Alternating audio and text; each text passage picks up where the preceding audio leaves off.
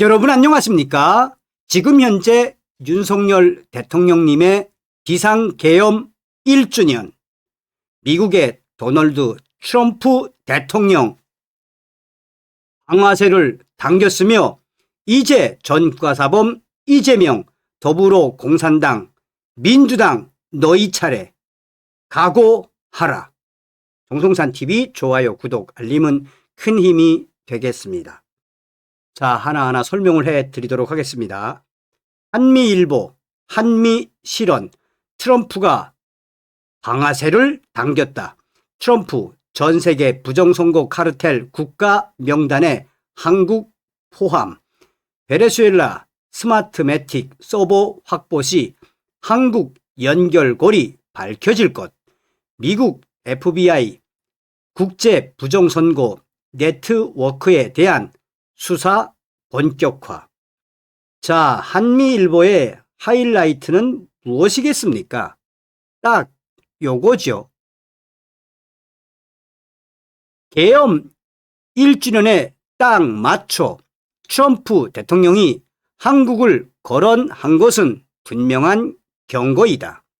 부정선거로 정치적 이득을 보고 국민 주권을 빼앗고 선거를 도둑질한 세력들의 목숨줄이 얼마 안 남았다. 베네수엘라 군사 작전이 끝나면 다음은 너희 차례다. 민주당과 이재명은 각오하라. 자, 우리는 트럼프 대통령을 믿고 전과사범 이재명을 끌어내리는데 모든 힘을 합쳐야 합니다. 지난해 12월 3일 윤석열 대통령이 비상계엄을 선포했다. 이어서 내란 세력들의 대통령 체포와 구금, 탄핵, 조기 대선을 거쳐 이재명 정권이 들어섰다. 그리고 어느새 1년, 윤석열 대통령의 계엄 1주년이 됐다. 계엄 1주년을 맞아 여권뿐만 아니라 국민의힘 당내에서도 귀가 솔도록 사과하라는 주장이 나오더니 결국 국민의힘 김재섭, 김용태 등 국민의힘 위원 25명이 대국민 사과문을 발표했다. 한편 윤석열 대통령은 12.3 비상계엄 1주년을 맞아 불의하고 부정한 독재 정권, 국민을 짓밟는 정권의 레드 카드를 함께 꺼내달라는 옥중 메시지를 냈다. 10, 20, 30 젊은이들은 거리에서 집회를 열고 행진하며 계몽절을 기념했다. 곳곳에서 윤 어게인, 짱깨, CCP 아웃, 부정선거 척결의 구호를 외치는 소리가 들려왔다. 무엇보다 이들은 지난 6.3 대선을 부정선거로 규정하고 부정선거를 통해 집권한 이재명은 가짜이고 대통령으로 인정할 수 없다는 입장이다. 하지만 지금은 대다수 보수층에서조차 부정선거 언급은 곧 음모론으로 치부되며 부정선거를 입에 담는 순간 국으로 몰린다. 선거에 부정이 있었다는 증거는 차고 넘치는데 모두가 쉬쉬하는 분위기이지만 밖에서 한국을 보는 시각은 또 다르다. 팩트에 기반한 객관적 판단이 허용되는 세상의 이야기이다. 윤석열 대통령의 계엄 1주년, 미국의 도널드 트럼프 대통령이 드디어 방아쇠를 당겼다. 자신의 소셜미디어, SNS, 트루스 소셜을 통해 한국을 포함한 전 세계의 부정선거 카르텔 국가 명단을 공개한 것이다. 그 명단의 공개와 공유는 매우 중요한 것이다. 트럼프 대통령은 미국 세금으로 운영되는 미국 국제개발처 USAID가 전 세계 부정선거에 개입해 온 충격적인 사실을 지적하며 선거 부정이 있었던 국가들로 캐나다, 브라질, 호주, 남아공 그리고 한국을 꼭 집어 지목했다. 트럼프 대통령이 한국을 부정선거 국가로 지목한 것은 매우 의미가 크며 트럼프 대통령이 한국을 부정선거 카르텔 국가로 폭로한 것이다. 그런데 시점이 아주 묘하다. 왜 하필 지금인가? 윤석열 대통령의 개엄 1주년에 맞추어서 한국을 부정선거 카르텔 국가로 언급한 것, 그 시점 자체가 엄중한 경고의 메시지를 담고 있습니다. 윤석열 대통령의 개엄 1주년만이 아니다. 베네수엘라에 대한 군사작전을 앞두고 글로벌 부정선거 카르텔의 실체가 까발려지고 있는 타이밍에 바로 트럼프 대통령은 한국을 지목한 것이다. 이것은 트럼프 행정부가 한국 부정선거에 대해 모든 것을 낱낱이 파악하고 있다는 것을 의미한다. 베네수엘라의 마두로 정권을 무너뜨리면서 스마트매틱과 도미니언의 소스 코드를 확보하는 순간 한국 선관위로 연결되는 고리가 드러나게 돼 있다. 캐시 파텔 미 연방수사국 FBI 국장은 미국의 부정선거를 파헤친 핵심 인물이다.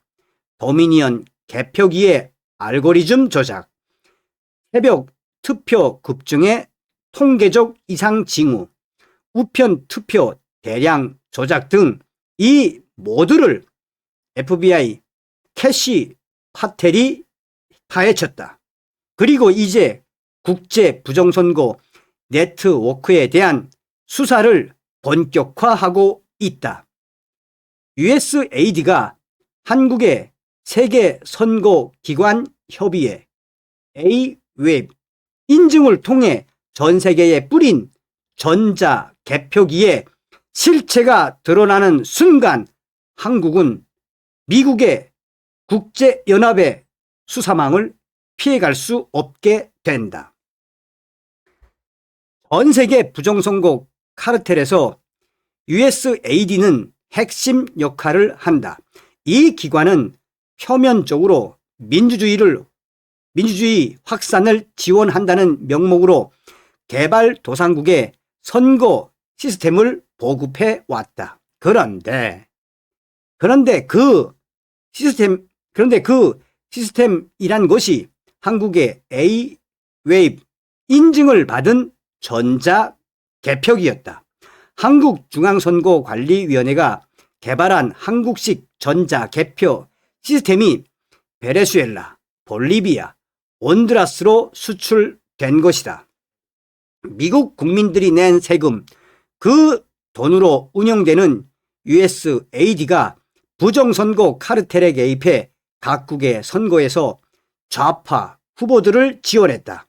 한마디로 미국 돈으로 전 세계 좌파 정권을 만드는 구조였던 것이다. 일론 머스크가 USAID를 폐지한 이유가 바로 여기에 있다.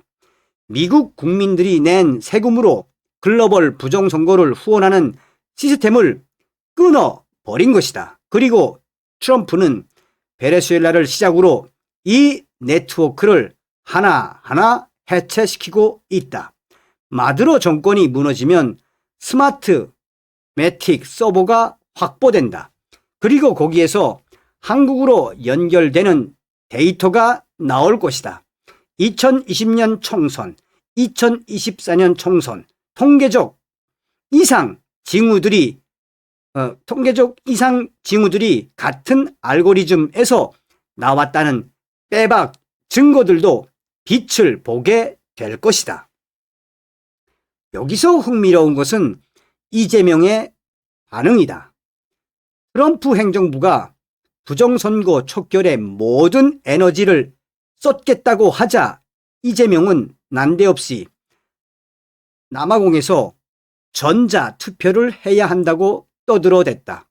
트럼프 대통령이 미국 텍사스 주에선 100% 정의 투표를 한다고 하니 갑자기 부정선거가 어디 있냐고 이재명은 발작했다.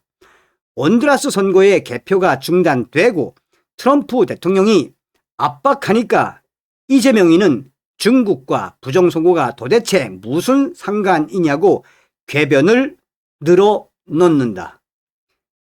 겁 많은 이재명의 생존 본능 촉이 이러한 발작과 개거품으로 이어지고 있는 것이다.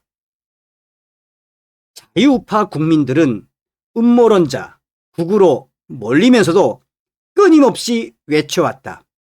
선관위 서버를 공개하라. A-웨이브 소스 코드를 공개하라. 2020년, 2024년 투표지를 재검표하라. 그러나 묵묵부답, 철저한 무시다. 왜 그러는 걸까? 헌법재판소에서는 선관위에 대한 증거 채택을 왜 전부 기각한 것일까? 2024년 총선 무효소송이 왜 양산 한 건 빼고 전부 기각된 것일까? 왜 비밀번호가 1, 2, 3, 4, 5인 시스템을 그대로 방치하는가? 왜 사전 투표 기간 중 내부망과 외부망이 분리되지 않았다고 사무총장이 실토했는데 거기에 대해선 왜 수사하지 않는 건가? 더불어민주당과 선관위와 주류 언론들은 이러한 목소리를 일관되게 음모론으로 치부하고 선거 검증을 요구하는 목소리를 사회적으로 매장시키고 체포하고 겁박했다. 그런데 왜 그렇게까지 광분하고 발작하는 것일까? 답은 뻔하다. 들키면 끝장나기 때문이다. 트럼프 대통령이 베네수엘라 카드를 꺼내 드는 순간 부정선거 도미노는 무너지게 돼 있다. 온두라스가 무너지고 볼리비아는 재수사가 들어가고 결국 수사망은 한국까지 뻗쳐올 것이다. 곧 한국에 대한 미국발 국제공조 수사가 시작될 것이다. 환율이 미친 듯이 폭등하는데도 이재명이 왜 중국 눈치만 보는 건지 이제 이해되는가? 이재명과 중국은 이 부정선거 네트워크의 최종 수혜자이기 때문이다. 윤석열 대통령의 계엄 1주년에 딱 맞춰 트럼프 대통령이 한국을 거론한 것은 분명한 경고이다. 부정선거로 정치적 이득을 보고 국민 주권을 빼앗고 선거를 도둑질한 세력들의 목숨줄이 얼마 안 남았다. 베네수엘라 군사작전이 끝나면 다음은 너희 차례다. 민주당과 이재명 각오하라. 이제 너희 차례다. 이재명과 민주당은 각오하라. 다음 시간에 뵙겠습니다. 멸공.